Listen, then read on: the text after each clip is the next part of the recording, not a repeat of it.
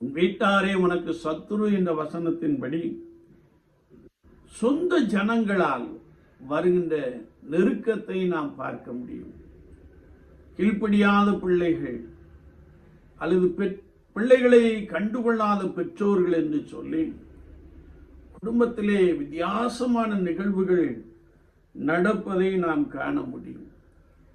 பொருளாதார நெருக்கடிகள், அது மாத்திரமல்ல கடன் பிரச்சனைகள் போன்ற நெருக்கடிகள், பணி செய்கின்ற இடத்திலே உண்டான நெருக்கங்கள், இன்னும் சத்துருமாகிய பிசாசினாலே உண்டான நெருக்கங்கள் என்று சொல்லி அநேக விதமான காரியங்களை நாம் பார்க்க முடியும். ஆனால் இவை எல்லாவற்றின் மத்தியிலும் நெருக்கத்திலே நான் கர்த்தரை நோக்கி கூப்பிடுகின்ற பொழுது அவர் நெருக்கத்திலிருந்து உங்களை வெளியே எடுத்து விசாலத்திலே கொண்டு போய்